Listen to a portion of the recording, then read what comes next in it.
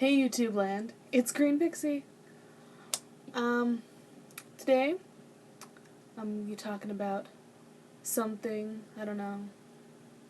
I wonder what it could be. The Percy Jackson series. You know, you may or may not have heard about this wonderful obsession that has overtaken my life. I know I posted a video like 2 days ago. I guess first I'm going to be talking about a little bit about the cosplays that I did for that video. Right now I'm not cosplaying anybody, I'm just kind of like myself if I were a camper. I got my Camp Half-Blood t-shirt. I got this at the release for the first Trials of Apollo book in Boston. It was great. I bought this on Etsy. It's like Annabeth's Camp Half-Blood necklace. It's got all her mini beads. And I think it's backwards. I can't dress myself. And then I found this at Claire's, and I'm like, oh my god, I could use that for a Camp Half-Blood cosplay. I don't know which one, but I could just be like, hey, I won Capture the Flag. I got my golden laurels. So yeah, here's all my cosplay stuff. I have my Camp Jupiter shirt that I used for Jason. I have my other Camp Half-Blood shirt that I bought. Well, I bought the Camp Jupiter shirt too. But this I used for Annabeth and Piper and Leo. So, yeah.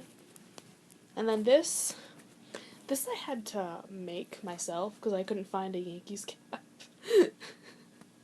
Found a dark blue baseball cap and I just painted on the little symbol. And then this wig right here.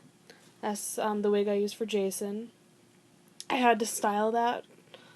I was gonna do something a little bit more, like putting it up a little bit more, but I didn't know how, and it was short notice, just because I forgot to style it earlier. And I also didn't want to cut it, because I want to use that for other stuff too. And then this right here. It's my Annabeth wig. Yeah, I know it doesn't look like Annabeth's hair, but I used it for another cosplay, and it was the only long blonde wig that I had to make me look more like her. And then this is my Nico wig. It's black and it's all choppy, and I love it. And this is the I don't know if you guys saw this, but this is the sword belt that I used so I could carry like my little bronze knife. I don't know where my mom found it. I think like at a party store somewhere. I love it. It works so well for so many things. And then this is actually a Roman sword technically that I found at the party store, but as you can see it's kind of small. So I'm like, let's use this as a knife because it's made for a child to use as a sword. And then I just painted it bronze. It was not that color before. Because if you're a Greek, you need a bronze knife. So I use that for Annabeth and Piper. And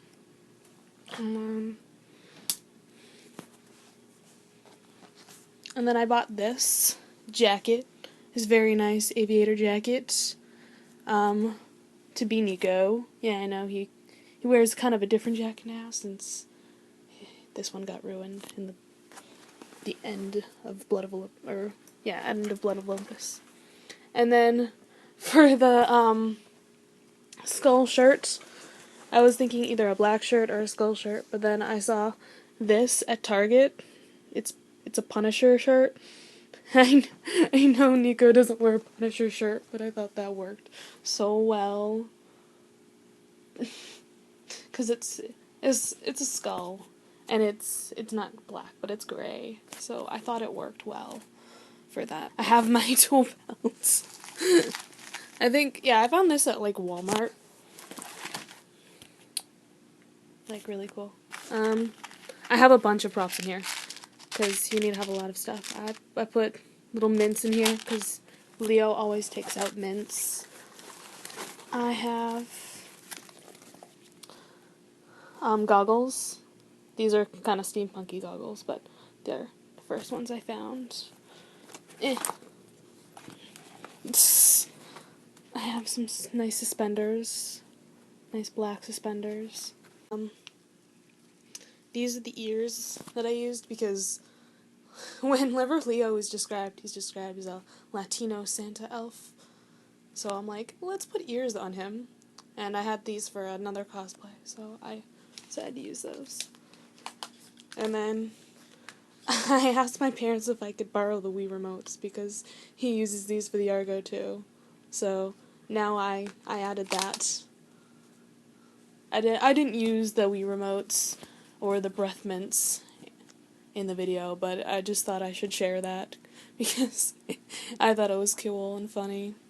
Yeah, other than that, I mean, I put on the wigs for Jason, Annabeth, and Nico, and then for Leo, I'm just like, I have curly hair, I can do that. I don't have a curly black wig. If I did, I would use that for Leo. And then for Piper, I just braided my hair a little bit. It's not really able to be seen because it's kind of crappy quality, but. And then for Annabeth, I just kind of tied the end of the hair into a ponytail, slung it over my shoulder. I first heard about the Percy Jackson fandom, or the Percy Jackson anything, when I first saw the trailer for the movie. Yeah, I know. I'm a solid book fan too. I did watch the movies a few times, but I saw the trailer and I'm like, oh, Logan Lerman, that's cool. I remember him in like one movie. Yeah. My mom said, I think those are a book series. You should totally read those. So, I made her read them too, though, first. I'm like, I'm only gonna read them if you read them, because I was an annoying child, back in middle school. This was like 7th grade? Yeah. So it was when the movie hadn't come out yet, and I think Glass Olympian had just come out. So I read all 5 before the movie came out, and then, I mean, I wasn't a big judger of the movie when it first came out. I was like, oh, it's so different. But I kind of still like it. So I saw it a lot of times in theaters. Just also because I love movies. I love movie theaters, so why the hell not? Excuses to have popcorn and M&Ms. Excuses. But, other than that, now whenever I want to watch the movie, or like somebody brings it up, in my head I have this argument going on, like all the things that are different, all the things I would have done differently, all the things that annoy me about it. And sometimes plot holes, and sometimes just, I can't. I still own the movie. I own both movies. Mostly because I'm like, I can't get away from that part of the fandom. Sometimes. I haven't watched them in a while, though. A long while. But maybe someday I'll do a thing where I watch them again just so I can tell you guys all the things that irk me especially about them, or the things that I do like about the movies. Because there's some things I do like. But other than that, I read the books. I love the books so much more. The Lightning Thief is my favorite out of all of them. Just because it's the one that started them all. Because I love it. The first page, literally, I can just like sit and like read the first page in my Percy voice, my best Percy voice, and I love it. I will just read the chapter titles too. I love reading the chapter titles. so much. So I got like so heavily into this stuff in middle school. It got kind of bad. I would think that like my drama teacher was a Greek monster and was like out to kill me, but she had an attitude, so that's part of the reason why. This thing I think that came out of me like reading this series, not only did it just make me want to read, because that's a good thing for me to want to read, but it also made me want to write. Like, reading Rick Riordan's books made me want to be a writer. It's my life goal now. Like, but I also did end up reading The Heroes of Olympus when that came out. That was like 8th grade for me, I think, when the first one of those came out. It was great. I was really into everything Rick Riordan. I also read the Kane Chronicles, or the first Magnus Chase now, Trials of Apollo. But my favorite Heroes of Olympus book gotta be Mark of Athena. Mark of Athena was, like, it was the book that I had all of the 7 meeting for the first time. I'm like, this is so weird and awkward and great. I love them. And yeah, I know a lot of people crap on Blood of Olympus, but I actually liked Blood of Olympus. I kept telling people, oh no. If anybody dies, I don't think I can handle this. I don't think I can handle, like, reading any more of this stuff if he comes out with another series about these characters, because I don't want anyone to die. But then, Leo, and then he comes back. So if I had to say I had any favorite characters, definitely Nico. I love Nico. Nico is great. I didn't love him at first just because he was the annoying little kid. And then, just like, oh my god, he's going through a lot of shit. He's really going through a lot of shit. Oh god, no, don't make him go through more. No!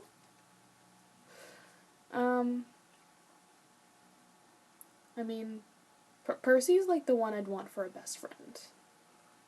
Like, so much. She's just this, we have the same sarcastic personalities, and we're both Leos. No, I'm Leo, you're Percy. One of my favorite lines, I swear. No, like, Percy's birthday is August 18th. My birthday is August 19th. We're twins, just born on different days. I mean, you can't not love Annabeth. I don't think you can hate Annabeth. She's just great, she's badass, and she's smart. You have a strong warrior who's, like, smart and blonde. And just awesome all around. And my favorite out of the 7, because I don't include Percy and Annabeth when saying who my favorite is out of the 7, because just they had their own series. They don't need to be included in this favoritism. But Hazel, I love her. She's so adorable, and I don't know. I love Children of Hades, Pluto, all that. She's great.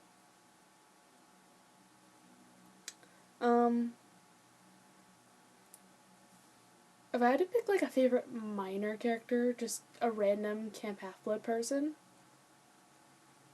I'd never hear anybody say anything about him, but Clovis. Like, yeah, I actually like Clovis.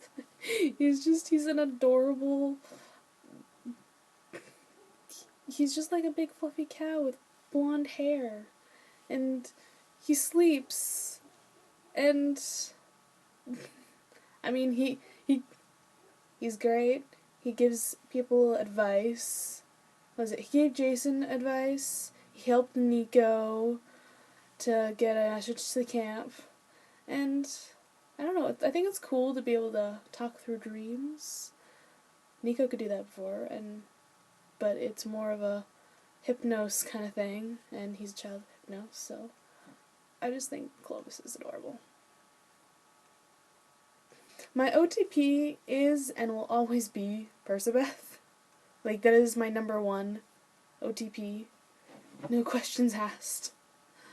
But honestly, I don't consider myself to be the first person to, like, have discovered it, but when I read the Blood of Olympus, I read it in, like, 2 days, and I was like, oh my god. Nico D'Angelo and Will Solis. And I was just like, what is their ship name? Solangelo. I literally, like, thought of that name 2 days after the book came out.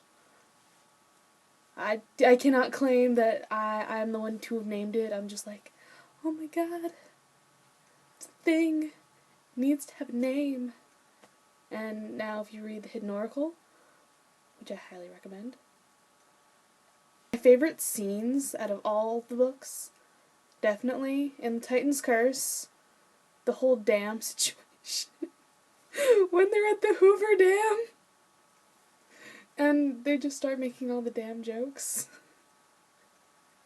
And then I can't do this with a straight face. And then later when Percy tries to bring that up again in the Mark of Athena, I was just like, no one's gonna understand this reference.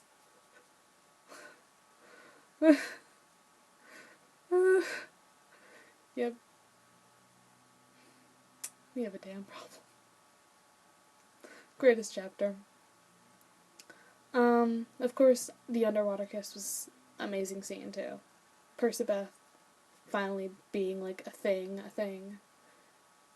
And the moment at the end of Blood of Olympus when Nico tells Percy, oh yeah, I had a crush on you, but I'm over it. You're not my type. Ah! Yes, and then walks over to Will. Best thing. I think I read that over, like, a lot of times. And for anybody who's read Travels of Apollo, when Leah comes back to camp, that is wonderful. Oh my god, yes.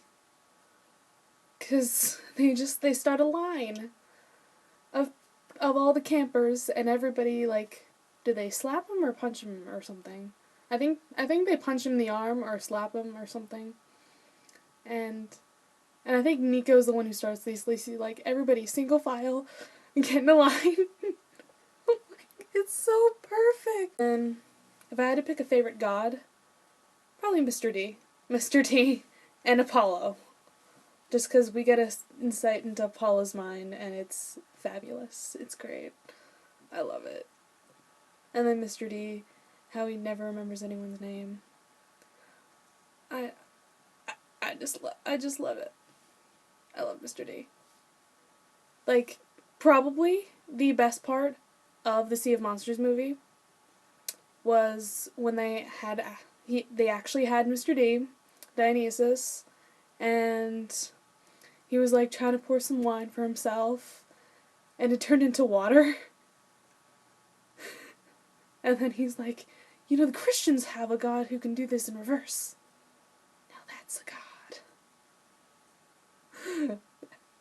Best thing about the movie. Best thing about Sea of Monsters movie. And I guess I'll end on saying, Camp Half-Blood or Camp Jupiter? Camp Half-Blood. I would visit Camp Jupiter. Camp Half-Blood. So please, guys, subscribe. And I guess I'll see you next week. Woo!